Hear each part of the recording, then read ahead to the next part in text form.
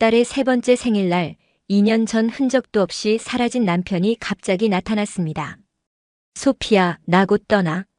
수척해진 그의 모습을 보는 순간 저는 무너져 버렸어요. 또 떠나려는 건가? 하지만 그가 털어놓은 진실은 상상도 못한 거였습니다. 벨라루스에서 온 24세 모델이 어떻게 서울 북촌 한옥마을 분식집 사장이 되었을까요? 그리고 사라졌던 남편이 숨겨온 충격적인 비밀은 과연 무엇일까요? 사랑하는 사람을 위한 진짜 희생이 무엇인지 눈물 없이는 들을 수 없는 이야기를 지금 시작합니다. 본 영상은 스토리를 재구성한 이야기입니다. 오늘 사연 시작하겠습니다. 구독과 좋아요는 구독자님께 행운을 드립니다. 서울 북촌 한옥마을 골목길에 있는 작은 분식집에서 저는 다시 살아가고 있습니다. 하지만 2년 전 그날 저는 모든 걸 잃었다고 생각했어요. 남편 지훈이가 흔적도 없이 사라졌거든요. 2024년 12월 15일 제 딸 하은이의 세 번째 생일날이었습니다. 저는 분식집에서 조그만 파티를 준비하고 있었어요. 하은이 좋아하는 떡볶이 케이크도 만들고 예쁜 촛불도 준비했습니다. 하은이는 엄마 케이크 언제 먹어요? 하면서 제 주위를 뱅글뱅글 돌고 있었어요. 그 모습이 너무 귀여워서 저는 웃으면서 곧 먹자고 말했습니다. 그때였어요. 가게 문이 열리는 소리가 났습니다. 손님이 오셨나 보다 싶어서 어서 오세요 하고 인사를 하려고 돌아봤어요. 그런데 믿을 수 없는 사람이 서 있었습니다. 지훈이었어요. 제 심장이 멎는 줄 알았습니다. 2년 전과는 너무 다른 모습이었거든요. 살이 많이 빠져서 수척해 보였고 머리도 짧게 깎았어요. 얼굴도 많이 상해 보였습니다. 뭔가 많이 힘들었던 것 같은 모습이었어요. 저는 말을 할 수 없었습니다. 꿈을 꾸는 건 아닐까 싶었거든요. 하은이가 저를 보고 엄마 저 아저씨 누구예요? 하고 물어봤습니다. 그제야 이게 현실이라는 걸 알았어요. 지훈이도 하은이를 보고 있었습니다. 눈물이 고인 것 같았어요. 하은이가 이렇게 컸구나 하는 표정이었습니다. 저는 복잡한 감정이 들었어요. 화가 났습니다. 동시에 슬프고 그리웠어요. 2년 동안 어디 있었는지, 왜 연락 한 번 안 했는지 묻고 싶었습니다. 하지만 말이 나오지 않았어요. 목이 메어서 소리가 안 났거든요. 지훈이가 먼저 말을 꺼냈습니다. 소피야, 미안해. 목소리가 많이 변해 있었어요. 전에보다 훨씬 약해진 목소리였습니다. 저는 그제야 떨리는 목소리로 물어봤어요. 왜 떠났어? 어디 있었어? 2년 동안 연락도 안 하고. 어디서 뭘 하고 있었어? 지훈이는 한참 말을 못하더니 조용히 말했습니다. 소피야, 나 곧 떠나. 그 말을 듣는 순간 저는 무너져 버렸습니다. 또 떠나려고 하는구나 싶었어요. 이번에는 작별 인사라도 하려고 온 건가 싶었습니다. 저는 큰 소리로 외쳤어요. 왜? 대체 왜 그래? 하은이가 깜짝 놀라서 저를 쳐다봤습니다. 그 순간 지훈이의 진짜 이야기가 시작되었어요. 제가 어떻게 한국에 오게 됐는지부터 말씀드릴게요. 저는 벨라루스 민스크에서 모델로 일했습니다. 24살이었고 겉으로 보기엔 정말 화려한 삶을 살고 있었어요. 유럽 여러 나라를 다니면서 패션쇼에도 서고 유명 브랜드 광고도 찍곤 했거든요. 인스타그램 팔로워도 15만 명이 넘었고 매일 파티나 행사에 초대받았습니다. 사람들은 제가 부러운 삶을 산다고 말했어요. 예쁘고 돈도 많이 벌고 멋진 남자들도 많이 만나잖아요. 하지만 정작 저는 늘 외로웠습니다. 모델 일이라는 게 겉모습만 중요하게 여기는 일이거든요. 제 진짜 모습, 제 마음을 봐주는 사람은 없었어요. 벨라루스는 소비에트 연방이었던 나라라서 아직도 경제적으로 어려운 상황이 많았습니다. 모델 일을 해도 서유럽에 비해서는 수입이 적었어요. 그래서 항상 더 나은 기회를 찾고 있었거든요. 사진 촬영할 때도 항상 말하는 거예요. 웃어봐, 더 섹시하게, 이런 식으로만 말이죠. 제가 어떤 생각을 하는지, 뭘 좋아하는지는 관심이 없었습니다. 친구들도 많았지만 진짜 친구는 없었어요. 다들 제 외모나 인맥에만 관심이 있었거든요. 파티에 가면 남자들이 많이 다가왔지만 모두 겉모습만 보고 접근하는 사람들이었어요. 제 마음을 진짜로 알고 싶어하는 사람은 아무도 없었습니다. 집에 혼자 있을 때면 이런 생각이 들었어요. 나는 정말 누구일까? 외모가 아닌 진짜 나로 사랑받을 수 있을까? 거울을 보면서 이런 얼굴이 아니었다면 사람들이 나한테 관심을 가져줄까 하는 생각도 했습니다. 때로는 화장을 다 지우고 평범한 옷을 입고 거리를 걸어 다녔어요. 그럴 때 사람들이 저를 알아보지 못하면 묘하게 안도감이 들었거든요. 벨라루스 겨울은 정말 춥고 길어요. 11월부터 3월까지 거의 5개월 동안 눈이 내리죠. 그 긴 겨울 동안 저는 더욱 우울했습니다. 회색빛 하늘과 하얀 눈만 보고 있으면 마음도 우울해지더라고요. 그런 고민을 하고 있을 때 한국 출장 기회가 왔습니다. 2022년 봄이었어요. 벨라루스 화장품 회사가 한국 시장에 진출하면서 현지 프로모션 모델이 필요했거든요. 저는 주저없이 지원했습니다. 새로운 환경에서 새로운 저를 찾고 싶었어요. 민스크에서의 화려하지만 공허한 삶에서 벗어나고 싶었거든요. 한국이라는 나라에 대해서는 많이 알지 못했습니다.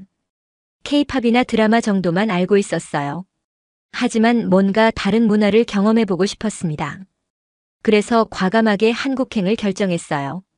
벨라루스에서는 아시아 문화가 많이 알려져 있지 않았거든요. 특히 한국은 정말 먼 나라처럼 느껴졌습니다. 하지만 그래서 더 궁금했어요. 전혀 다른 세상에서 새로운 경험을 해보고 싶었거든요. 한국에 도착했을 때 첫 느낌은 정말 독특했습니다. 민스크와는 완전히 다른 문화, 다른 언어, 다른 사람들이었어요. 인천공항에서 내렸을 때부터 모든 게 신기했습니다. 한글로 된 간판들, 한국말로 이야기하는 사람들, 김치 냄새까지도 새로웠어요. 벨라루스와는 정말 다른 세상이었거든요. 하지만 묘하게 편안했습니다. 사람들이 친절했고 음식도 맛있었어요. 특히 한국 사람들의 정이 깊다는 걸 금방 느낄 수 있었습니다. 길을 물어봐도 친절하게 알려주고 식당에서도 따뜻하게 대해줬어요. 벨라루스에서는 느끼지 못했던 따뜻함이었습니다. 하지만 언어가 문제였어요. 영어를 할 줄 아는 사람은 많지 않았고 저도 한국어는 전혀 몰랐거든요. 그래도 몸짓과 간단한 영어로 소통하며 지냈습니다. 숙소는 강남에 있는 호텔이었고 매일 여러 촬영 현장을 다녔어요. 한국 화장품 업계 사람들을 만나면서 한국 뷰티 문화에 대해 많이 배웠습니다. 정말 체계적이고 전문적이더라고요. 그렇게 한 달 정도 지났을 때였어요. 코엑스에서 열린 화장품 박람회 둘째 날이었습니다. 저는 벨라루스 브랜드 부스에서 제품을 소개하고 있었어요. 그날도 여느 날과 다름없이 많은 사람들이 부스를 방문했습니다. 대부분 제품보다는 저에게 관심을 보이는 분들이었어요. 사진도 같이 찍자고 하고 개인적인 질문도 많이 하셨거든요. 그때 한 남자가 부스에 다가왔습니다. 키가 크고 말수가 적어 보이는 사람이었어요. 지훈이었습니다. 지훈이는 다른 사람들과 달랐어요.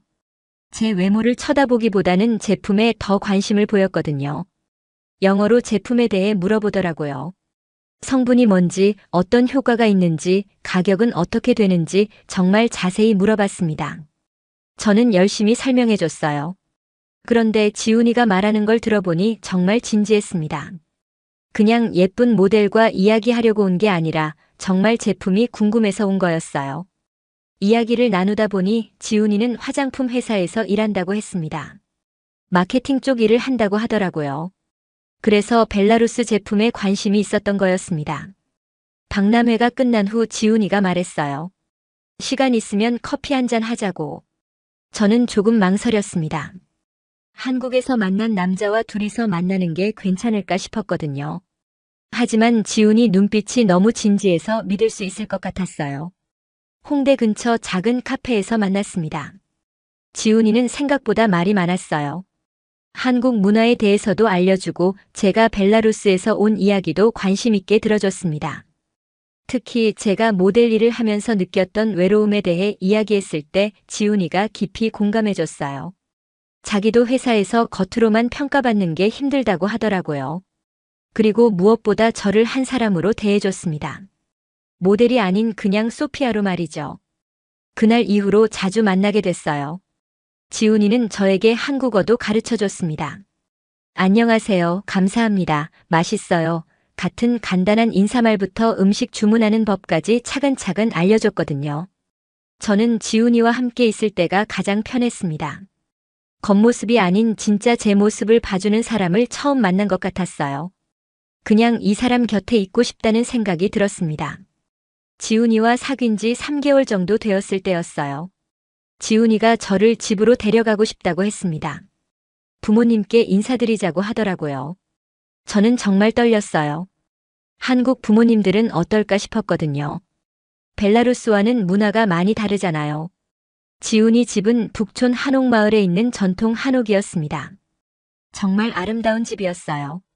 기와 지붕과 나무로 된 문, 마당에 있는 작은 연못까지 모든 게 신기했습니다. 현관에서 신발을 벗고 들어가는 것부터 낯설었어요. 지훈이 어머니가 나와서 인사를 받으셨어요. 하지만 표정이 그리 좋지 않았습니다. 저는 어머니께 인사를 드렸어요. 안녕하세요라고 배운 한국말로 말이죠. 그런데 어머니가 지훈이한테 말하는 걸 들으니 뭔가 걱정스러운 톤이었어요. 한국어를 완전히 이해할 순 없었지만 분위기로 느낄 수 있었거든요. 저녁을 같이 먹었는데 정말 어색했습니다. 어머니는 저에게 이것저것 물어보셨어요. 지훈이가 통역해줬지만 대답하기가 쉽지 않았어요. 가장 많이 하신 질문은 언제 벨라루스로 돌아갈 거냐는 것이었습니다. 저는 솔직하게 말씀드렸어요. 아직 확실하지 않다고 지훈이와 더 알아가고 싶다고 했거든요. 그런데 어머니 표정이 더 어두워지더라고요. 집에 돌아온 후 지훈이가 말해줬어요. 어머니가 걱정이 많으시다고 했습니다. 외국 여자와 사귀는 게 좋지 않다고 생각하신다더라고요. 그 애는 우리랑 맞지 않을 것 같다고 하셨대요. 김밥도 못 만들고 한국 음식도 모르잖냐고 하셨다고 했습니다. 그 말을 듣고 저는 결심했어요. 어머니 마음을 얻기 위해 열심히 노력해보자고 생각했습니다. 그 다음 날부터 한국 요리를 배우기 시작했어요. 유튜브를 보면서 김치찌개도 만들어보고 된장국도 끓여봤습니다. 처음에는 정말 어려웠어요. 벨라루스 요리와는 완전히 달랐거든요. 특히 김치는 너무 매워서 먹기도 힘들었어요. 하지만 포기하지 않고 계속 연습했습니다. 떡볶이 만드는 법도 배웠어요.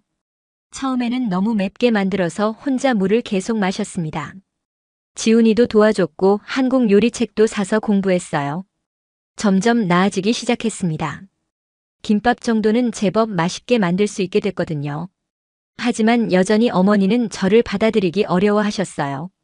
지훈이와 사귄 지 6개월이 되었을 때 놀라운 일이 일어났습니다. 임신이었어요. 처음에는 믿을 수 없었습니다. 생리가 늦어져서 혹시나 싶어서 검사해봤는데 2줄이 나왔거든요. 병원에서 확인하고 나서야 현실이라는 걸 받아들일 수 있었어요. 지훈이에게 어떻게 말해야 할지 정말 고민이 됐습니다. 아직 결혼 이야기도 제대로 안 나왔는데 갑자기 임신이라니요. 며칠 동안 혼자 고민하다가 용기를 내서 말했어요. 지훈아, 나 임신한 것 같아. 지훈이는 처음에 말을 못했습니다. 너무 놀란 표정이었어요. 그런데 잠시 후 조용히 말하더라고요. 우리 같이 키우자. 그 말을 듣고 저는 정말 안도했습니다. 지훈이가 저와 아이를 버리지 않을 거라는 확신이 들었어요. 하지만 문제는 양쪽 부모님이었습니다. 지훈이가 부모님께 말씀드렸는데 정말 큰일이 났어요. 어머니가 격렬하게 반대하셨습니다. 결혼도 안 하고 아이를 가졌다면서 화를 많이 내셨어요. 외국 여자와 결혼하는 것도 반대인데 애까지 생겼다고 하시더라고요. 아버지도 마찬가지셨습니다. 지훈이한테 신중하게 생각해보라고 하셨어요.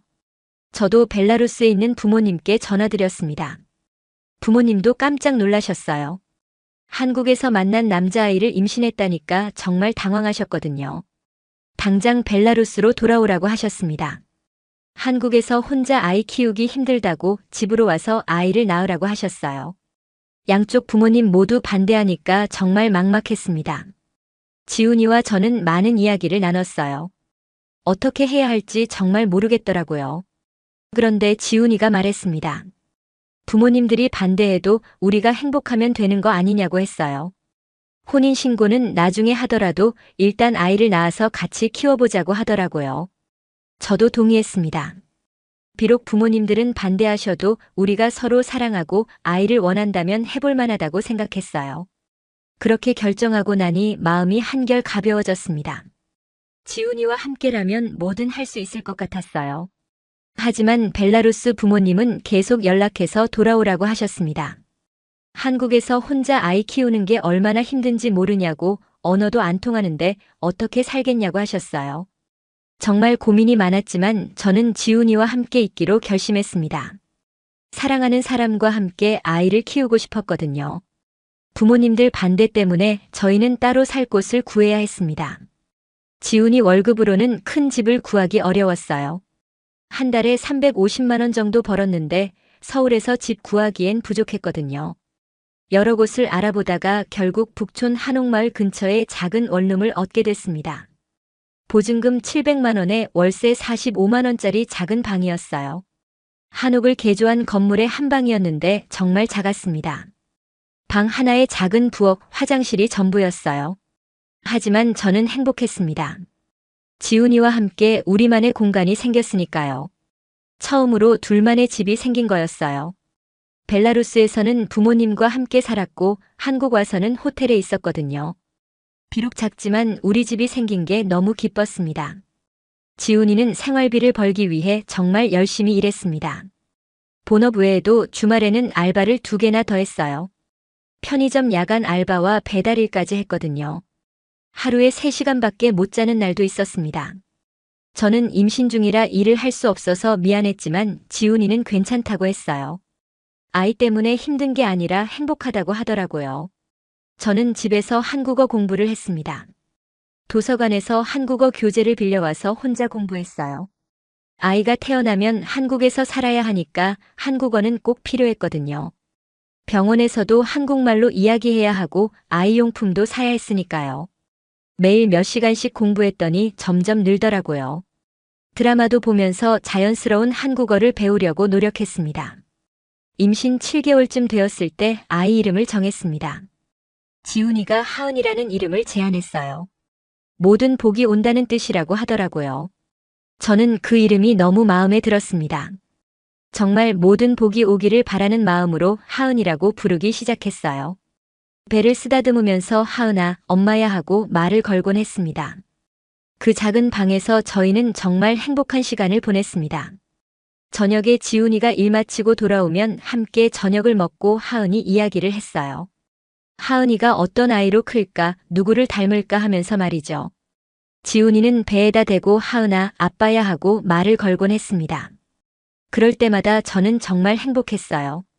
비록 돈은 넉넉하지 않았지만 사랑하는 사람과 함께 아이를 기다리는 시간이었거든요. 그때는 정말 아무 걱정이 없었습니다.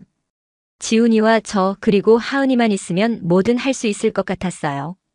2022년 12월 15일 하은이가 태어났습니다. 진통이 시작됐을 때 지훈이가 택시를 잡아서 병원으로 달려갔어요. 진통이 너무 아파서 저는 계속 소리를 질렀습니다. 지훈이가 제 손을 잡고 괜찮다, 곧 끝난다고 말해줬어요. 분만실에 들어가서 몇 시간 동안 힘들게 나았습니다. 하은이가 나왔을 때 정말 작고 예뻤어요. 2.9kg의 작은 아기였습니다. 의사 선생님이 건강한 여자아이라고 말씀해 주셨어요. 지훈이는 하은이를 보자마자 눈물을 흘렸습니다. 아빠가 된 실감이 났나 봐요. 저도 하은이를 안고 있으니까 세상에서 가장 소중한 걸 가진 기분이었어요. 이 조그만 생명이 우리 아이구나 싶었습니다. 처음 며칠은 정말 바빴어요. 하은이가 밤낮 없이 울어서 잠을 제대로 못 잤거든요. 2시간마다 수유를 해야 했고 기저귀도 자주 갈아줘야 했어요. 지훈이도 일 마치고 와서 하은이 돌봐주느라 힘들어했습니다. 하지만 그래도 행복했어요. 우리 가족이 완성된 느낌이었거든요. 하은이가 울 때마다 번갈아 가면서 달래줬고 웃을 때는 둘 다 신기해하면서 바라봤어요. 그런데 하은이가 2달쯤 되었을 때부터 지훈이가 조금 이상해지기 시작했습니다. 전에는 하은이를 보면 그렇게 좋아했는데 점점 표정이 어두워지더라고요. 밤에 하은이 울어도 예전처럼 얼러주지 않았어요. 저에게만 맡기고 자기는 딴 일을 하거나 멍하니 앉아있곤 했습니다. 처음에는 일이 힘들어서 그런가 보다 생각했어요. 3개 일을 하니까 몸이 힘들만도 하죠. 신생아 돌보는 것도 생각보다 힘들었고요. 하지만 시간이 갈수록 지훈이는 더 이상해졌습니다. 밤마다 말없이 앉아 있거나 혼자 울기도 했어요. 화장실에서 훌쩍거리는 소리가 들릴 때가 있었거든요. 무슨 일이냐고 물어봐도 피곤해, 그냥이라는 말만 반복했습니다. 하은이가 4달이 되었을 때는 거의 말을 안 했어요. 집에 와도 인사도 안 하고 바로 방에 들어가곤 했거든요. 저는 정말 걱정이 됐습니다. 지훈이한테 무슨 일이 생긴 걸까요? 혹시 저나 하은이가 부담이 되는 건 아닐까 싶었어요. 결혼도 안 한 상태에서 아이까지 생기니까 스트레스를 받는 건 아닌가 싶었습니다. 지훈이에게 이야기해보자고 했지만 지훈이는 계속 괜찮다고만 했습니다. 하지만 눈빛이 점점 멀어져 가는 게 느껴졌어요. 마치 다른 세상에 있는 사람 같았습니다. 그리고 2023년 12월 15일 하은이가 돌이 되던 아침이었어요. 저는 하은이 생일 준비를 하려고 일찍 일어났습니다. 작은 케이크도 사고 선물도 준비하려고 했거든요. 그런데 지훈이가 없었어요. 처음에는 일찍 나간 줄 알았습니다. 가끔 일찍 출근할 때가 있었거든요. 그런데 시간이 지나도 연락이 안 됐어요. 핸드폰을 걸어봐도 꺼져 있었습니다. 그때서야 뭔가 이상하다는 걸 느꼈어요. 현관을 보니까 지훈이 신발이 사라져 있었습니다. 평소에 신던 운동화도 구두도 없었어요. 옷장을 확인해 보니 몇 벌 옷도 없어졌더라고요. 하지만 가장 이상한 건 쪽지 하나 남기지 않았다는 것이었습니다. 저는 하루 종일 기다렸어요. 지훈이가 돌아올 거라고 생각했거든요. 하은이 생일인데 설마 안 나타날까 봐요. 하지만 밤이 되어도 지훈이는 나타나지 않았습니다. 다음 날 지훈이 회사에 전화해 봤어요. 그런데 어제부터 출근 안 했다고 하더라고요. 연락도 없이 무단 결근이라고 했습니다. 그때부터 정말 패닉이 왔어요. 지훈이가 정말 사라진 거구나 싶었습니다. 경찰서에 신고하러 갔어요. 하지만 경찰은 별로 도움이 안 됐습니다. 성인은 자의로 실종되는 경우가 많다면서 며칠 더 기다려보라고 하더라고요. 가출 신고는 해주겠지만 적극적으로 찾아주기는 어렵다고 했어요. 지훈이 부모님께도 연락드렸습니다. 그런데 부모님도 지훈이 연락 안 받는다고 하셨어요.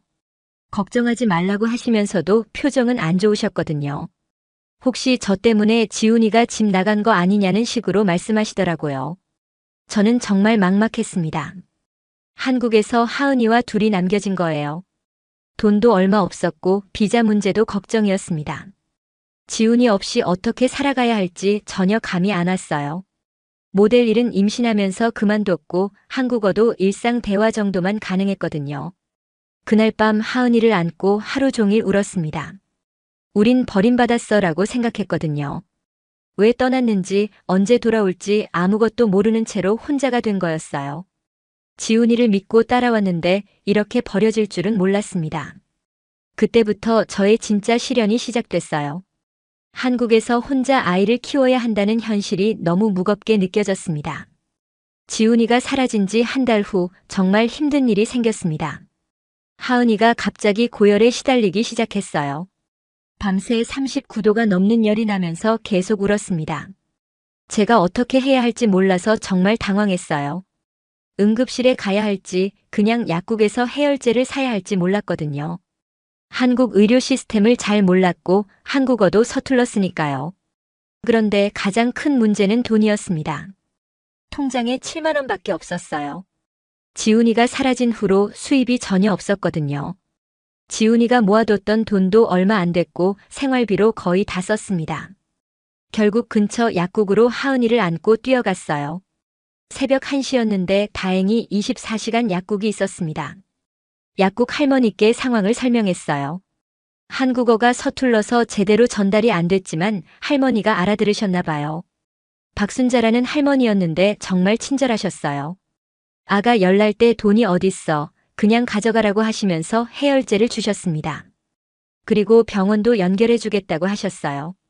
할머니가 아는 소아과 의사 선생님한테 전화해서 응급으로 봐달라고 부탁하셨습니다. 순자 할머니 덕분에 하은이를 소아과에 데려갈 수 있었어요. 다행히 심각한 감기였고 큰 문제는 없었습니다. 하지만 의료비가 12만 원 나왔어요. 저는 순자 할머니께 빌릴 수밖에 없었습니다. 할머니는 흔쾌히 빌려주셨어요.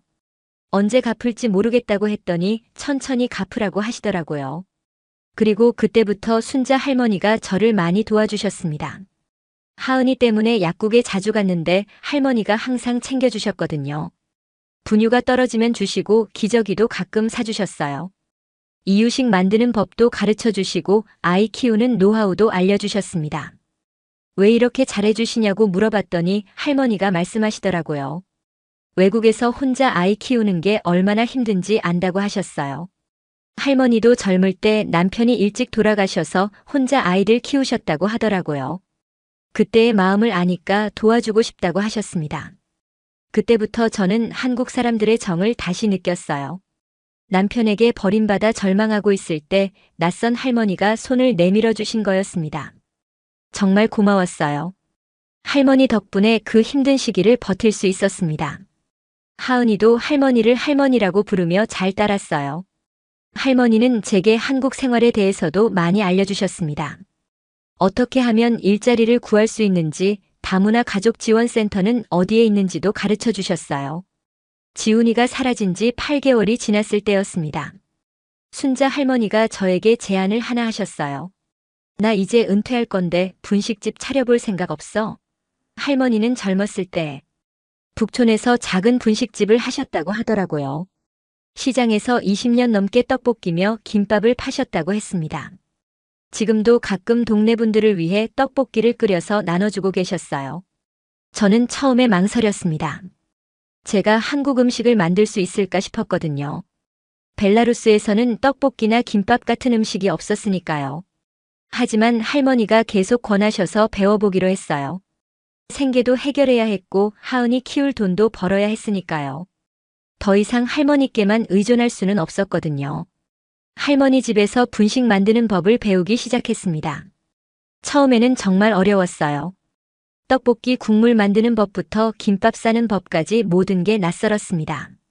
손도 자꾸 베었고 떡볶이도 너무 맵거나 싱거웠어요. 김밥은 모양이 이상하게 나왔고 튀김도 자꾸 타더라고요.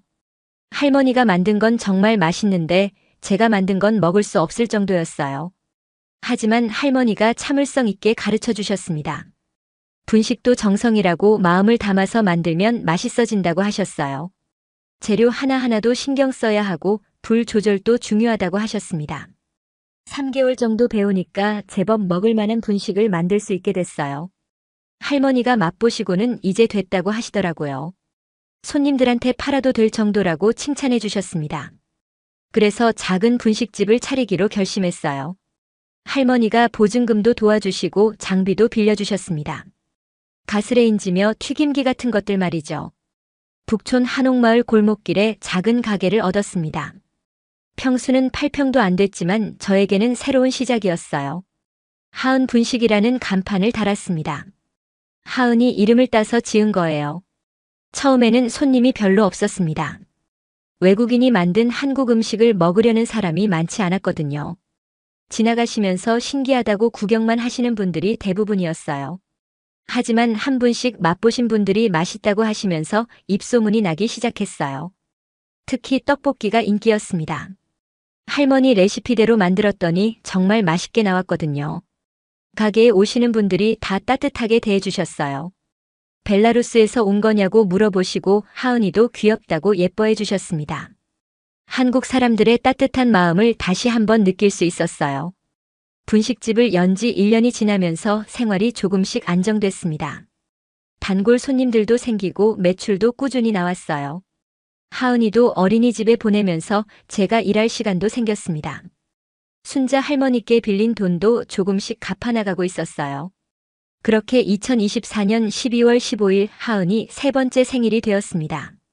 저는 분식집에서 조그만 파티를 준비하고 있었어요. 하은이 좋아하는 떡볶이 케이크도 만들고 예쁜 촛불도 준비했습니다. 3개의 촛불이었죠. 하은이는 이제 제법 말도 잘하고 뛰어다닐 줄도 알았어요. 엄마, 케이크 언제 먹어요? 하면서 제 주위를 뱅글뱅글 돌고 있었습니다. 그 모습이 너무 귀여워서 저는 웃으면서 곧 먹자고 말했어요. 오후 3시쯤이었을 거예요. 가게 문이 열리는 소리가 났습니다. 손님이 오셨나 보다 싶어서 어서 오세요 하고 인사를 하려고 돌아봤어요. 그런데 믿을 수 없는 사람이 서 있었습니다. 지훈이었어요. 제 심장이 멎는 줄 알았습니다. 2년 전과는 너무 다른 모습이었거든요. 살이 많이 빠져서 수척해 보였고 머리도 짧게 깎았어요. 얼굴도 많이 상해 보였습니다. 뺨이 푹 들어갔고 눈도 움푹 패여 보였어요. 뭔가 많이 힘들었던 것 같은 모습이었습니다. 저는 말을 할 수 없었어요. 꿈을 꾸는 건 아닐까 싶었거든요. 하은이가 저를 보고 엄마 저 아저씨 누구예요? 하고 물어봤습니다. 그제야 이게 현실이라는 걸 알았어요. 지훈이도 하은이를 보고 있었습니다. 눈물이 고인 것 같았어요. 하은이가 이렇게 컸구나 하는 표정이었습니다. 2년 전에는 돌밖에 안 됐던 아기가 이제는 혼자 걸어다니고 말도 하는 아이가 되어 있으니까요. 저는 복잡한 감정이 들었어요. 화가 났습니다. 동시에 슬프고 그리웠어요. 2년 동안 어디 있었는지, 왜 연락 한 번 안 했는지 묻고 싶었습니다. 하지만 말이 나오지 않았어요. 목이 메어서 소리가 안 났거든요. 지훈이가 먼저 말을 꺼냈습니다. 소피야, 미안해. 목소리가 많이 변해 있었어요. 전에보다 훨씬 약해진 목소리였습니다. 지훈이도 울먹이고 있는 것 같았어요. 저는 그제야 떨리는 목소리로 물어봤습니다. 왜 떠났어? 어디 있었어? 2년 동안 연락도 안 하고. 어디서 뭘 하고 있었어? 지훈이는 한참 말을 못하더니 조용히 말했습니다. 소피야, 나 곧 떠나. 그 말을 듣는 순간 저는 무너져 버렸습니다. 또 떠나려고 하는구나 싶었어요. 이번에는 작별 인사라도 하려고 온 건가 싶었습니다. 저는 큰 소리로 외쳤어요. 왜? 대체 왜 그래? 하은이가 깜짝 놀라서 저를 쳐다봤습니다. 지훈이는 한참을 말하지 못했어요. 그러다가 떨리는 목소리로 진실을 털어놨습니다.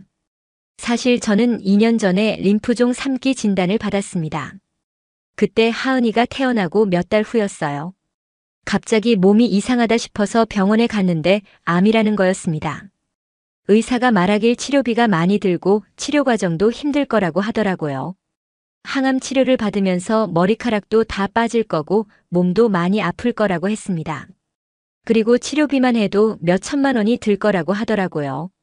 저는 그때 생각했습니다. 소피아와 하은이한테 짐이 되고 싶지 않다고 말이죠. 그래서 혼자 떠나기로 결심했어요. 이기적이었지만 여러분에게 고통을 주고 싶지 않았습니다.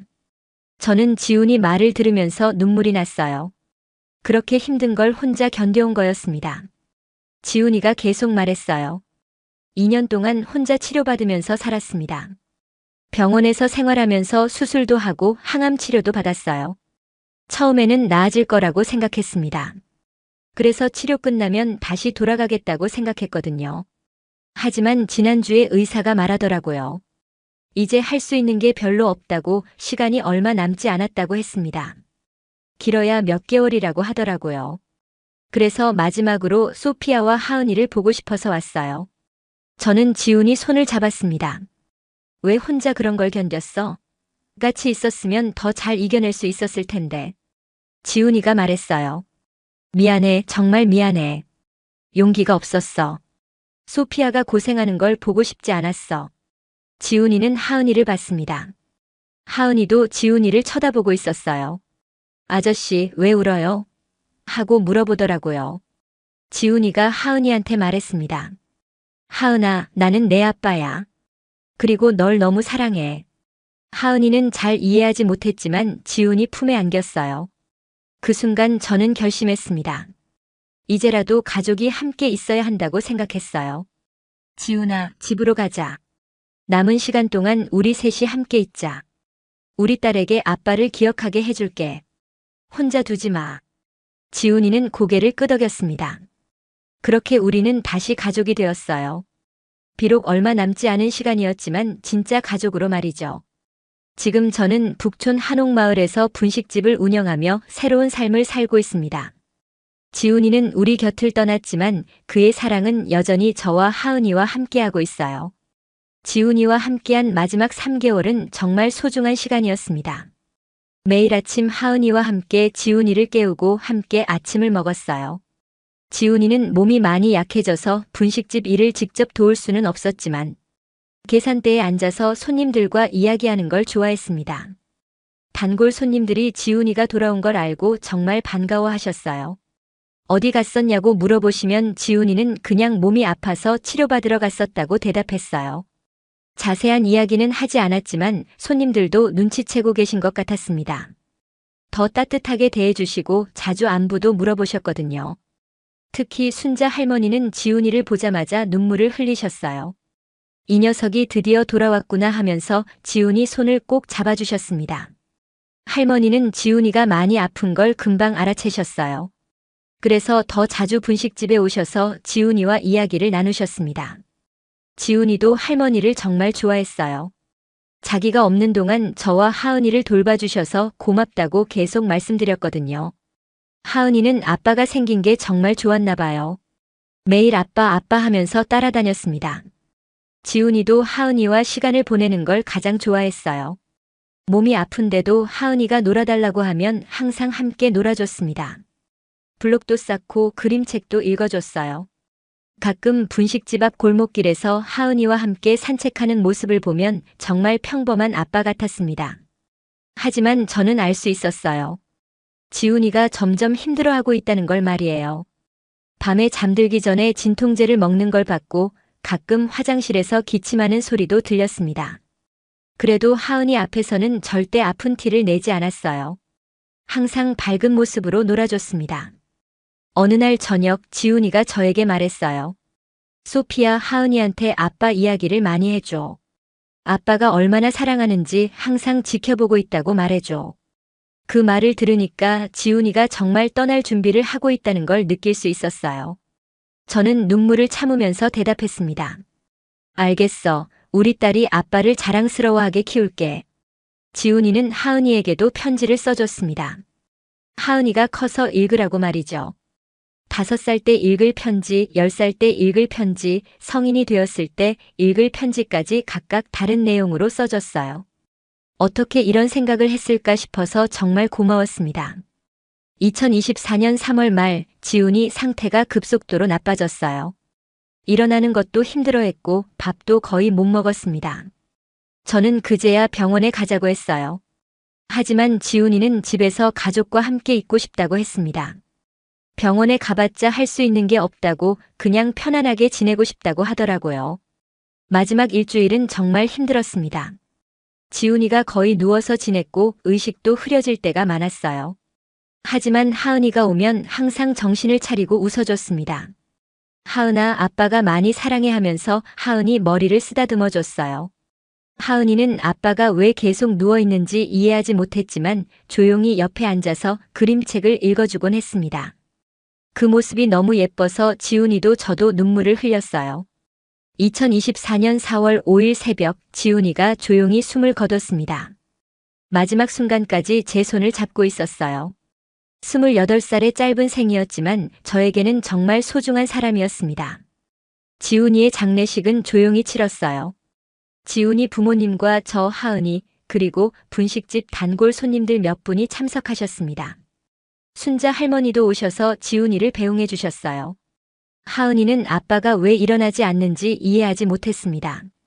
아빠 일어나 하은이랑 놀자고 계속 말했어요. 저는 하은이에게 설명했습니다. 아빠는 하늘나라에 가셨어. 하은이를 지켜봐 주실 거야. 하은이는 잘 이해하지 못했지만 고개를 끄덕였어요. 지훈이를 보내고 나서 저는 정말 많이 울었습니다. 하지만 하은이 때문에 계속 울고 있을 수는 없었어요. 아이를 키워야 했고 분식집도 운영해야 했거든요. 지훈이 부모님은 저에게 정말 미안하다고 하셨습니다. 그동안 차갑게 대해서 죄송하다고 이제부터는 진짜 가족이라고 생각하겠다고 하시더라고요. 그리고 하은이 교육비를 도와주시겠다고 하셨어요. 지훈이가 못다 한 아빠 역할을 할아버지가 하겠다고 하시면서 말이에요. 저는 정말 고마웠습니다. 이제 진짜 한국 가족이 된 것 같았어요. 시간이 흘러 지금은 2024년 말입니다. 지훈이가 떠난 지 8개월이 지났어요. 하은이는 이제 4살이 되어서 아빠 이야기를 하면서도 슬퍼하지 않습니다. 오히려 자랑스러워해요. 우리 아빠는 하늘나라에서 하은이 지켜본다고 친구들에게 이야기하거든요. 분식집은 더 번창하고 있습니다. 지훈이와의 이야기가 알려지면서 더 많은 사람들이 찾아와 주세요. 특히 다문화 가족들이 많이 오십니다. 저처럼 외국에서 와서 한국에 정착한 분들이 제 이야기에 공감하시는 것 같아요. 저는 그분들에게 희망을 주고 싶어서 더 열심히 일하고 있습니다. 벨라루스 음식과 한국 분식을 결합한 새로운 메뉴도 개발했어요. 벨라루스식 만두를 한국식으로 튀긴 만두튀김이 특히 인기예요. 손님들이 정말 신기해하면서 맛있다고 해주십니다. 지금 저는 한국에서 새로운 꿈을 꾸고 있습니다. 하은이를 잘 키우는 것, 그리고 분식집을 더 크게 만들어서 많은 사람들에게 사랑받는 가게로 만드는 것이에요. 지훈이가 남겨준 사랑과 추억을 간직하면서 말이죠. 앞으로도 그 사랑을 잊지 않고 열심히 살아갈 거예요. 하은이에게도 아빠의 사랑을 계속 전해줄 거고요. 여러분, 진짜 사랑은 이런 거예요. 자신을 희생해서라도 사랑하는 사람을 지키려는 마음 말이에요. 지훈이는 마지막까지 저와 하은이를 사랑했습니다. 그 사랑 덕분에 지금의 제가 있을 수 있었어요. 지훈이가 떠나고 1년이 지나면서 하은이는 점점 더 많은 것들을 이해하기 시작했습니다. 5살이 된 하은이는 이제 또래 친구들과 비교하면서 궁금한 것들이 생겼어요. 어린이집에서 아빠 이야기가 나올 때마다 하은이는 집에 와서 저에게 물어봤습니다. 엄마, 다른 친구들 아빠는 왜 매일 집에 있어요? 우리 아빠는 언제 하늘나라에서 내려와요? 그런 질문을 받을 때마다 저는 어떻게 대답해야 할지 정말 고민이 됐어요. 너무 어린 나이에 죽음이라는 개념을 이해시키기는 어려웠거든요. 그래서 저는 지훈이가 써준 편지들을 꺼내서 하은이에게 읽어줬습니다. 아빠가 하은이를 얼마나 사랑하는지 항상 하늘에서 지켜보고 계신다고 말해줬어요. 하은이는 그 이야기를 들을 때마다 정말 진지한 표정을 지었습니다. 그리고 하늘을 가리키면서 아빠 안녕하세요 하고 인사하곤 했어요. 어린이집 선생님이 말씀하시길 하은이가 친구들에게 아빠 자랑을 많이 한다고 하시더라고요. 우리 아빠는 하늘나라에서 천사가 되었어. 하은이를 지켜줘 하면서 말이에요. 그런 이야기를 들으면 저는 정말 뿌듯했습니다. 하은이가 아빠를 부끄러워하지 않고 오히려 자랑스러워한다는 게 고마웠어요. 어느 날은 하은이가 그림을 그려왔는데 가족 그림이었어요. 저와 하은이 그리고 구름 위에 있는 지훈이가 그려져 있었습니다. 선생님이 말씀하시길 하은이가 아빠는 하늘에 계신다면서 구름 위에 그렸다고 하시더라고요. 그 그림을 보는 순간 저는 눈물이 났어요. 우리 딸이 이렇게 아빠를 기억하고 있구나 싶었거든요. 하은이는 분식집 일도 도와주려고 했어요. 아직 어려서 직접 요리할 수는 없었지만 손님들한테 물이나 앞접시 가져다주는 일은 할 수 있었거든요. 손님들이 하은이를 보면서 정말 의젓하다고 칭찬해 주셨어요. 어린 나이에 엄마 일을 도와주려고 하는 모습이 기특하다고 하셨습니다. 하은이도 그런 칭찬을 들으면 정말 뿌듯해했어요. 지훈이 부모님도 자주 하은이를 보러 오셨습니다. 할아버지, 할머니라고 부르는 하은이를 보면서 정말 좋아하셨어요. 특히 할아버지는 하은이와 놀아주시는 걸 정말 좋아하셨습니다. 지훈이를 닮았는지 하은이도 블록 쌓기를 좋아했거든요. 할아버지와 함께 큰 성을 쌓으면서 놀 때 하은이는 정말 행복해했습니다. 2024년 여름 정말 뜻밖의 일이 일어났습니다. 벨라루스에 계신 부모님이 한국으로 오신다고 연락을 주신 거예요. 2년 전 지훈이가 사라졌을 때 부모님께 상황을 설명드렸더니 당장 벨라루스로 돌아오라고 하셨었거든요. 하지만 저는 한국에서 살겠다고 했고 그 이후로는 연락이 뜸했었어요. 가끔 안부 전화는 드렸지만 깊은 이야기는 나누지 못했었습니다. 그런데 갑자기 손녀를 보러 한국에 가겠다고 하시는 거예요. 저는 정말 떨렸습니다. 부모님이 오셔서 제가 한국에서 어떻게 살고 있는지 보시면 어떤 말씀을 하실까 걱정이 됐거든요. 인천공항에서 부모님을 마중 나갔을 때 정말 오랜만에 뵈는 거라 눈물이 났어요. 어머니가 저를 꼭 안아주시면서 말씀하셨습니다. 우리 딸 정말 고생했구나. 그 말을 듣는 순간 그동안 참았던 눈물이 쏟아졌어요. 하은이는 처음 보는 할아버지, 할머니를 신기해했습니다. 벨라루스어를 전혀 모르니까 의사소통이 안 됐지만 그래도 금세 친해졌어요. 특히 할머니가 가져오신 벨라루스 전통 인형을 정말 좋아했습니다. 부모님을 북촌 분식집에 모시고 갔을 때 정말 놀라시더라고요. 딸이 이렇게 혼자서 가게를 운영하고 있다는 게 믿어지지 않으신다고 하셨어요. 그리고 제가 만든 떡볶이와 김밥을 드셔보시고는 정말 맛있다고 칭찬해 주셨습니다. 벨라루스에서는 먹어볼 수 없는 맛이라고 하시면서 말이에요. 부모님은 일주일 동안 한국에 머무르셨습니다. 그동안 저는 부모님께 그동안 있었던 일들을 자세히 말씀드렸어요. 지훈이와 어떻게 만났는지, 하은이를 어떻게 키웠는지, 분식집은 어떻게 시작하게 됐는지 모든 걸 이야기했습니다. 부모님은 제 이야기를 들으시면서 정말 많이 우셨어요. 특히 지훈이가 암으로 고생하다가 세상을 떠났다는 이야기를 들으시고는 정말 안타까워 하셨습니다. 그렇게 좋은 사람이었는데 너무 일찍 떠났다고 하시면서 말이에요. 순자 할머니도 부모님을 만나 뵙고 싶어 하셔서 함께 시간을 보냈습니다. 언어는 통하지 않았지만 제가 통역해드리면서 이야기를 나눴어요. 할머니가 그동안 저와 하은이를 얼마나 도와주셨는지 말씀드리니까 부모님이 정말 고마워하셨습니다.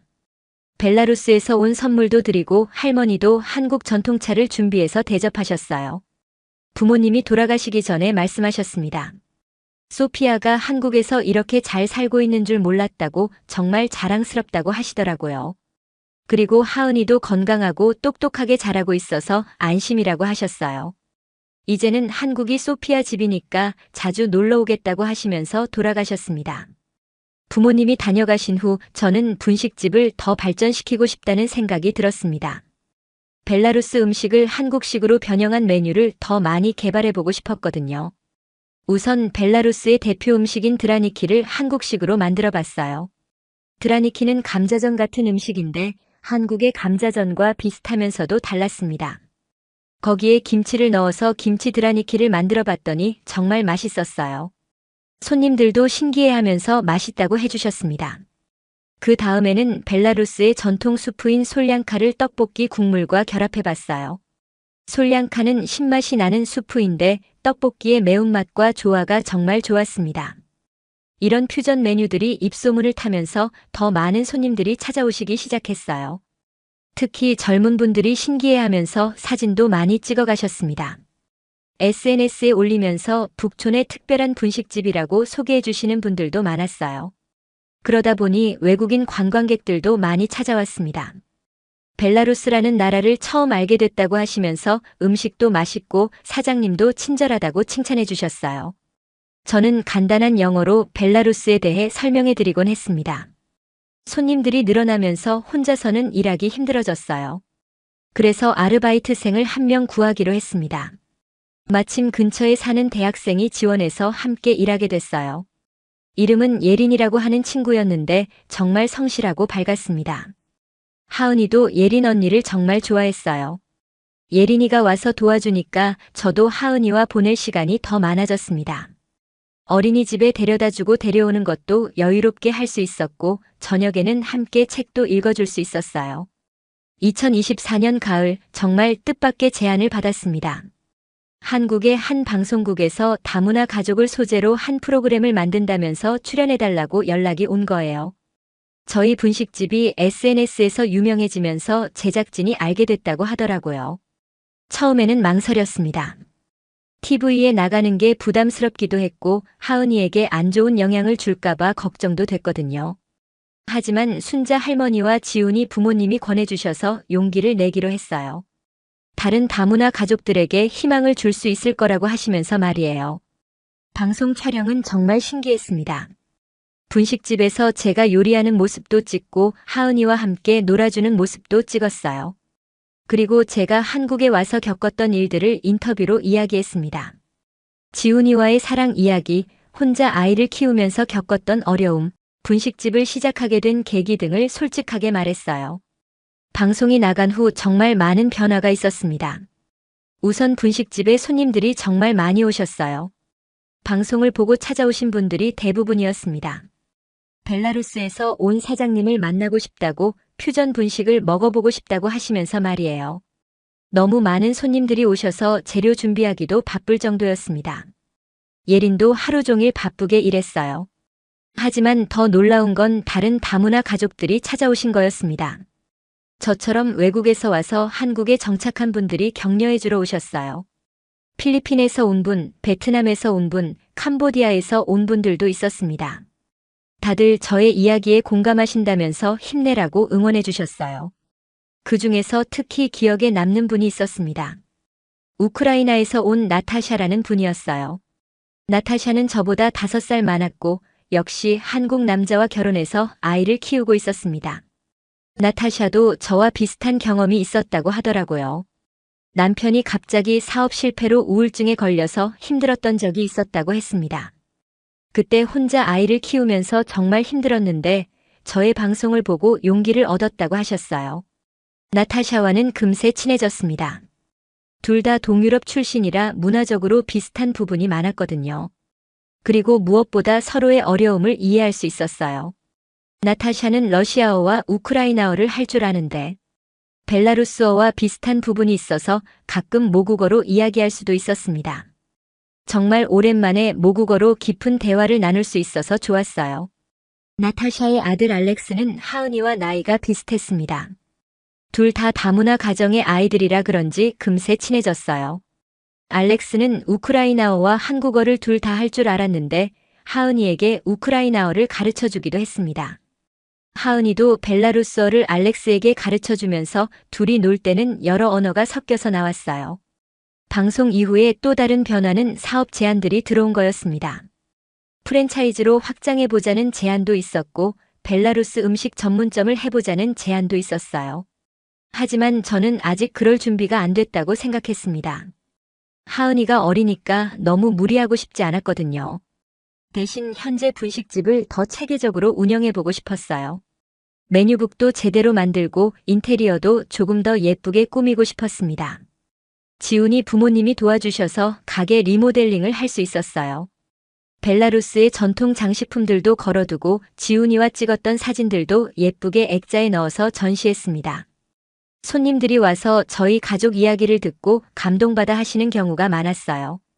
2024년 겨울 하은이가 6살이 되면서 정말 많이 자랐습니다. 이제 한국어도 완전히 유창하게 하고 벨라루스어도 제가 가르쳐준 건 어느 정도 할 줄 알게 됐어요.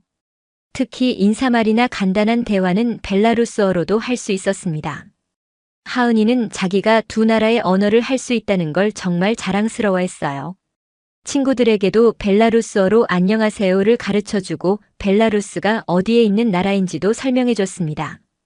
어린이집 선생님이 말씀하시길 하은이가 다른 나라 문화에 대해 설명해줄 때면 친구들이 정말 관심 있게 듣는다고 하시더라고요. 하은이는 분식집 일도 더 적극적으로 도와주려고 했습니다. 이제 키가 커서 간단한 설거지나 테이블 닦기 정도는 혼자 할 수 있게 됐어요. 손님들이 오시면 인사도 하고 물도 가져다 드렸습니다. 특히 외국인 손님들이 오시면 영어로 간단한 인사를 하기도 했어요. 손님들이 하은이를 보면서 정말 똑똑하고 예의 바르다고 칭찬해 주셨습니다. 하은이가 커가면서 아빠에 대한 질문도 더 구체적으로 하기 시작했어요. 아빠는 어떤 일을 했어요? 아빠랑 엄마는 어떻게 만났어요? 아빠는 나를 얼마나 사랑했어요? 그런 질문들을 받을 때마다 저는 지훈이와의 추억을 하나씩 들려줬습니다. 지훈이가 얼마나 좋은 사람이었는지, 하은이를 얼마나 기다렸는지, 아빠가 된 후 얼마나 행복해했는지 모든 걸 이야기해줬어요. 하은이는 그런 이야기들을 정말 진지하게 들었습니다. 그리고 아빠 사진을 보면서 아빠 보고 싶어요 하고 말하기도 했어요. 그럴 때마다 저는 하은이를 꼭 안아주면서 아빠도 하은이 보고 싶어 할 거야. 하늘에서 항상 지켜보고 계셔 하고 말해줬습니다. 어느 날은 하은이가 정말 놀라운 말을 했어요. 엄마, 나 커서 요리사 될래요. 아빠처럼 사람들을 행복하게 해주는 일 하고 싶어요. 그 말을 듣고 저는 정말 감동했습니다. 지훈이가 사람들을 어떻게 행복하게 해줬는지는 모르지만 하은이 마음속에는 아빠가 좋은 사람이었다는 기억이 남아있는 것 같았어요. 저는 하은이에게 말했습니다.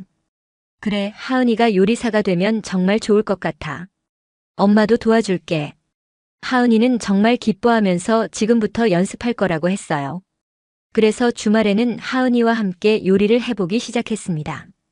간단한 샐러드부터 시작해서 김밥 만들기, 떡볶이 만들기까지 차근차근 가르쳐줬어요. 하은이는 정말 열심히 따라했고 점점 실력이 늘었습니다. 손님들이 하은이가 만든 음식을 맛보고 맛있다고 하면 하은이는 정말 뿌듯해했어요. 저는 하은이의 꿈을 응원해주고 싶었습니다. 아직 어리지만 벌써부터 확실한 꿈이 있다는 게 대단하다고 생각했어요. 2024년 연말 즈음 제 인생에 또 다른 변화가 찾아왔습니다. 나타샤의 소개로 한 남자분을 만나게 된 거예요. 이름은 민수라고 하는 분이었는데 나타샤 남편의 직장 동료였습니다. 34살이었고 혼자 사는 독신이었어요. 민수는 제 방송을 보고 관심을 가지게 됐다고 하더라고요. 다문화 가족에 대해 이해하고 있었고 아이가 있는 것도 괜찮다고 했습니다. 처음에 만났을 때 민수는 정말 신중하고 따뜻한 사람 같았어요. 하은이에게도 관심을 보였고 제가 분식집을 운영하는 것에 대해서도 응원해줬습니다. 하지만 저는 혼란스러웠어요. 지훈이가 떠난 지 아직 1년도 안 됐는데 새로운 사람을 만나는 게 괜찮을까 하는 생각이 들었거든요. 지훈이에게 미안한 마음도 들었고 하은이가 어떻게 생각할지도 걱정됐습니다. 민수와 몇 번 만나면서 이야기를 나눠봤어요. 민수는 정말 좋은 사람이었습니다. 제 이야기를 이해해 주려고 노력했고 지훈이에 대한 이야기를 할 때도 불편해하지 않았어요. 오히려 좋은 남편이었겠다고 하은이가 자랑스러워할 아빠였을 거라고 말해줬습니다. 하은이도 민수 삼촌을 좋아했어요. 민수가 분식집에 올 때마다 하은이와 놀아줬고 책도 읽어줬습니다. 하은이가 민수에게 아빠 이야기를 해줄 때도 민수는 진지하게 들어줬어요. 그런 모습을 보면서 저는 민수가 정말 괜찮은 사람이라는 생각이 들었습니다. 하지만 여전히 마음을 정하기가 어려웠어요. 순자 할머니와 지훈이 부모님께 조심스럽게 이야기해봤습니다. 할머니는 소피아가 행복하면 된다고 지훈이도 하늘에서 소피아가 혼자 외롭게 살기를 원하지 않을 거라고 하시더라고요. 지훈이 부모님도 비슷한 반응이셨습니다. 소피아가 좋은 사람 만나서 행복했으면 좋겠다고 하은이에게도 아빠 역할을 해줄 사람이 있으면 좋겠다고 하셨어요. 준비가 됐을 때 결정하면 된다고 하시면서 응원해 주셨습니다. 민수와 6개월 정도 만나면서 저는 점점 마음이 열리기 시작했어요. 민수는 정말 하은이를 친아들처럼 사랑해줬고 제 일도 도와주려고 했습니다. 분식집이 바쁠 때는 와서 설거지도 해주고 재료 준비도 도와줬어요. 무엇보다 지훈이에 대한 저의 마음을 이해해줬습니다. 지훈이 사진이 걸려있는 것도 자연스럽게 받아들였고 하은이가 아빠 이야기를 할 때도 함께 들어줬어요. 2025년 봄 민수와 결혼을 결심했습니다. 정말 많은 고민 끝에 내린 결정이었어요. 지훈이에게 미안한 마음도 있었지만 저와 하은이의 미래를 위해서는 좋은 선택이라고 생각했습니다. 결혼식은 정말 조용하게 치렀어요. 가족들과 가까운 분들만 모시고 북촌 한옥마을에서 작은 예식을 했습니다. 하은이가 저의 들러리 역할을 해줬는데 정말 예뻤어요. 벨라루스 부모님도 다시 한국에 오셔서 결혼식에 참석해 주셨습니다. 민수를 만나보시고는 정말 좋은 사람이라고 칭찬해 주셨어요. 지훈이 부모님도 축복해 주셨고 순자 할머니도 정말 기뻐해 주셨습니다. 결혼 후에도 분식집은 계속 운영했어요. 민수가 적극적으로 도와줘서 더 체계적으로 운영할 수 있게 됐습니다. 메뉴도 더 다양해졌고 서비스도 향상됐어요. 특히 민수가 한국 음식에 대해 잘 알고 있어서 벨라루스 음식과의 융합 메뉴를 개발하는 데 많은 도움을 줬습니다. 하은이는 새 아빠를 정말 좋아했어요. 처음에는 아빠라고 부르기 어색해했지만 점점 자연스럽게 받아들였습니다. 민수도 하은이를 친딸처럼 사랑해줬어요. 하은이의 꿈인 요리사가 되는 것도 적극적으로 응원해줬습니다. 주말에는 셋이서 함께 요리를 하면서 즐거운 시간을 보냈어요. 2025년 여름 정말 기쁜 소식이 있었습니다. 둘째를 임신한 거예요. 민수와 저 그리고 하은이 모두 정말 기뻤습니다. 하은이는 동생이 생긴다는 소식에 정말 신나했어요. 동생한테 요리 가르쳐 줄 거라고 벨라루스어도 가르쳐 줄 거라고 했습니다. 임신 소식을 듣고 벨라루스 부모님과 지훈이 부모님 모두 축하해 주셨어요. 특히 지훈이 부모님이 정말 기뻐하셨습니다.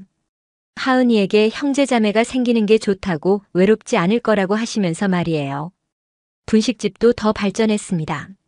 한국관광공사에서 다문화 음식 체험 프로그램에 참여해달라고 요청이 와서 외국인 관광객들을 대상으로 요리 클래스도 하게 됐어요. 벨라루스 음식과 한국 음식을 융합한 요리를 가르쳐주는 프로그램이었습니다. 정말 많은 외국인들이 참여했고 반응도 좋았어요. 지금 저는 정말 행복합니다. 사랑하는 남편과 딸 그리고 곧 태어날 둘째까지. 북촌 한옥마을의 작은 분식집은 이제 많은 사람들에게 사랑받는 곳이 되었어요. 지훈이가 남겨준 사랑과 추억은 여전히 제 마음속에 간직하고 있습니다. 하은이에게도 계속 아빠 이야기를 해줄 거고 지훈이가 얼마나 우리를 사랑했는지 잊지 않을 거예요. 하지만 이제는 새로운 사랑도 받아들일 수 있게 됐습니다. 민수와 함께 새로운 가족을 이루면서 더 큰 행복을 느끼고 있어요. 벨라루스에서 온 24살 모델이었던 제가 이제는 한국의 다문화 가족으로 뿌리를 내리고 살고 있습니다. 앞으로도 더 많은 사람들에게 희망을 주는 이야기를 만들어가고 싶어요. 사랑과 희생, 그리고 새로운 시작에 대한 이야기 말이에요.